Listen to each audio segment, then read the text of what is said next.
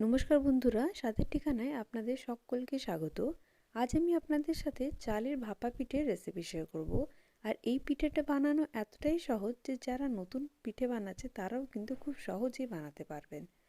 তাহলে দেখুন, প্রথমে আমি এখানে আজকে চাল গুঁড়ি নিয়েছি। আমি এখানে 1.5 কাপ চাল গুঁড়ি নিয়েছি। যদি এটা গ্রামে মেজার করতে হয় তাহলে এখানে 350 গ্রাম চাল গুঁড়ি নিয়েছি। চাল গুঁড়ি দেওয়ার পর এর মধ্যে আমি দিয়ে দিয়েছি ছোটো চামচের হাফ চামচ নুন। নুন দেওয়ার পর একটু আমি এটা মিক্স করে নিচ্ছি। আজকের এই পিঠেটা বানানো এতটাই সহজ যে যারা নতুন প্রথমবার পিঠে বানাচ্ছে তারাও কিন্তু খুব সহজেই পিঠেটা বানাতে পারবেন। আর দেখুন, এবার আমি এর মধ্যে দিয়ে দিচ্ছি অল্প অল্প করে গরম জল। জলটা আমি এখানে আগেই ভালো করে ফুটিয়ে রেখেছিলাম। জল কিন্তু একদম ফুটন্ত দিতে হবে। হালকা উষ্ণ গরম জলে যদি এখানে পিঠে জন্য চালগুঁড়িটা যদি মাখা হয় তাহলে কিন্তু পিঠেগুলো পরে ফেটে যায়। অনেক সময় আমরা যখন পুর ভরা পিঠে করি তখন দেখি যে পিঠেগুলো ফেটে যাচ্ছে বা উপরের দিকটা শক্ত শক্ত হয়ে যাচ্ছে, কারণ কি জলটা বেশি গরম থাকে না। জল যদি একদম ফুটন্ত জল দিয়ে যদি পিঠের চালটা যদি মাখেন, চাল গুঁড়িটা, তাহলে দেখবেন পিঠে অনেক সময় নরম থাকে, পরের দিন খেলেও কিন্তু একদম নরম থাকবে।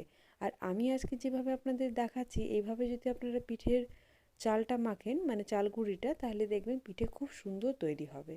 দেখুন, আমি এখানে একদম ফুটন্ত জল দিয়ে কিছুক্ষণ হালকা করে চামচ দিয়ে মেখে নিয়েছি। যখন মনে হয়েছে যে এবারে হয়ে যাবে, তখন আমি এটা একটু ঢাকা দিয়ে রেখেছি যাতে কি একটু হালকা ঠান্ডা হয়ে যায়। এখনও কিন্তু এটা ভীষণ গরম আছে। আমি এটা একটু হাত দিয়ে এবারে মেখে নেব। এটা আস্তে আস্তে করে মেখে নিতে হবে। উপর থেকে যদি এক্সট্রা চাল গুঁড়ি দেন তাহলে কিন্তু পিঠের টেস্ট সেরকম হয় না, পিঠেটা শক্ত হয়ে যাবে।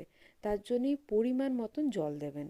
জলটা অবশ্যই পরিমাণ মতো দিতে হবে। আমি এখানে 1.5 কাপ চাল গুঁড়ি নিয়েছি, তাহলে সেই ক্ষেত্রে আমি এখানে হাফ কাপের চেয়ে একটু বেশি গরম জল দিয়েছি।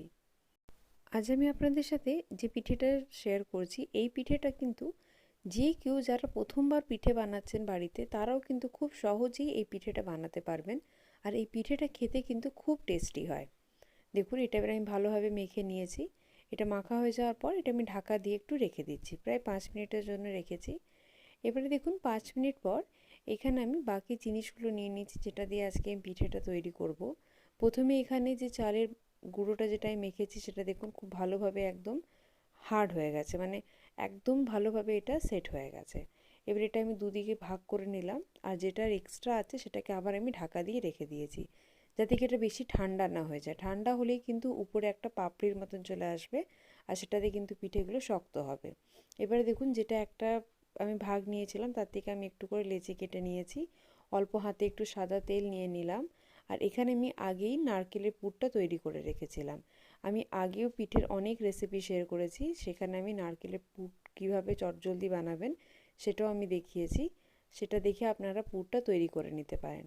এবারে দেখুন, ঠিক এইভাবে হাত দিয়ে এটা আমি একদম সিম্পলভাবে এটা আমি করে নিচ্ছি। এখানে আমি পুরো পুরটা ভিতরে ভরছি না, যাতে কি এটা একটু দেখতেও সুন্দর লাগে আর একটু নতুন রকম পিঠেটা হবে। আর একটু যদি মনে হচ্ছে যে আরেকটু এখানে পুর বেশি লাগবে, তাহলে আরেকটু আমি এখানে নারকেলের পুরটা দিয়ে দেবো। এইভাবে একদম প্রেস করে করে এটাকে রেডি করে নিলাম। আরেকটা দেখুন, আমি আপনাদের দেখাচ্ছি। এইভাবে ঠিক হাত দিয়ে গোল করে হাতটা মাঝে রেখে একটু প্রেস করে একটু এটাকে একটু ডিপ করে নিতে হবে। তারপরে ওর মধ্যে আমি এখানে নারকেলের পুরটা ভরে নিচ্ছি। দেখুন, এইভাবে আবার আমি দুদিক থেকে এটা একটু হালকা করে চাপা দিয়ে দেব। আর এক্সেস যদি পুর মনে হয় তাহলে সেই ক্ষেত্রে এখানে একটু হাত দিয়ে পুরটা বের করে দেবেন। খুব সহজভাবে এই পিঠেটা বানানো যায়, যে কেউ বানাতে পারবে। আর একদম খেতে খুব বেশি টেস্টি হয়। এটার থেকে পুর বেরিয়ে আসার বা ফেটে যাওয়ার কোনো ভয় থাকবে না, যেহেতু এটার মধ্যে পুরোপুরি পুরটা আমরা সিল করছি না। বাড়িতে এই পৌষ পার্বণে অবশ্যই এইভাবে একবার পিঠেটা বানিয়ে দেখবেন। এটা খেতে কিন্তু খুব সুস্বাদু হয়। আর অল্প সময়ের মধ্যে অনেক কটা পিঠে আপনারা তৈরি করে নিতে পারবেন। দেখুন, দেখতেও খুব সুন্দর হয় এই পিঠেগুলো।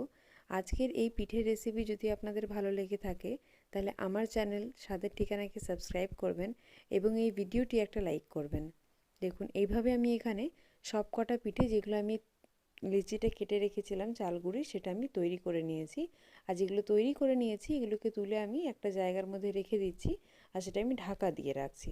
দেখুন, এইভাবে একটা বাটির মধ্যে রেখে এটাকে আমি ঢাকা দিয়ে রেখে দিলাম। বাকি যে চালগুড়ি মাখাটা ছিল সেটা দিয়ে আমি বাকি পিঠেগুলোকেও ঠিক একইভাবে তৈরি করে নেব। দেখুন ঠিক একইভাবে লেচি কেটে এইভাবে হাত দিয়ে গোল করে একদম একটা আঙুল দিয়ে এটা মিডিলে একটু প্রেস করে বাকি যে পুরটা আছে সেটাকে আমি এইভাবে এখানে মাঝখানে ভরে দিচ্ছি। আপনারা এখানে নারকেলের পুরের জায়গায় খোয়ার পুরও দিতে পারেন, সেটাও খেতে কিন্তু খুব টেস্টি হয়। দেখুন এটা এইভাবে আমি করে দিচ্ছি। এইভাবে আমি সব কটা পিঠে এখানে তৈরি করে নিয়েছি।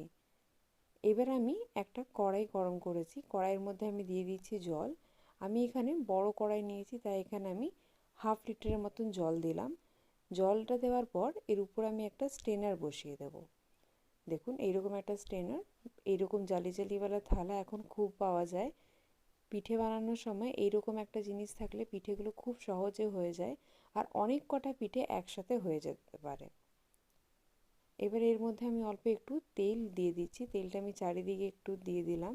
আর এই যে পিঠেগুলো যেগুলো তৈরি করে রেখেছি সেগুলোকে আমি একটা একটা করে এর মধ্যে বসিয়ে দিচ্ছি। যেরকম আমরা বাড়িতে নর্মাল ভাপা পিঠে বানাই ঠিক সেই রকমই এই পিঠেটা বানাবেন, তবে খুব টেস্টি হয় খেতে। আর এর মধ্যে থেকে পুর বেরিয়ে আসার বা পিঠে ফেটে যাওয়ার কোনো ভয় থাকে না। দেখুন এইভাবে আমি এখানে সব কটা দিয়ে দিলাম আর এটা আমি ঢাকা দিয়ে দিচ্ছি। ঢাকা দিয়ে এটা আমি মিডিয়াম ফ্লেমে 10 মিনিটের জন্য হতে দেবো। ঠিক 10 মিনিটের মধ্যেই কিন্তু এটা ভালোভাবে হয়ে যাবে। এবারে দেখুন 10 মিনিট হয়ে গেছিলো, আমি 5 মিনিটের জন্য গ্যাসটা অফ করে রেখেছিলাম যাতে কি একটু ঠান্ডা হয়ে যায়। দেখুন এখানে একটু হালকা ঠান্ডা হয়ে গেছে। এবার আমি এইগুলোকে এক এক করে তুলে নেব। এই পিঠে বানানো যতটা সহজ, এটা খেতে কিন্তু খুব বেশি টেস্টি হয়। আর একদম এটার মধ্যে কোনো কাঁচা ভাব থাকবে না, এটা খেতে খুব বেশি টেস্টি হয়। আর খুব সহজভাবে এই পিঠেগুলো আপনারা বাড়িতে বানিয়ে নিতে পারবেন। এই পৌষ পার্বণে আশা করি এইরকম একবার একটা পিঠে আপনারা অবশ্যই বানাবেন।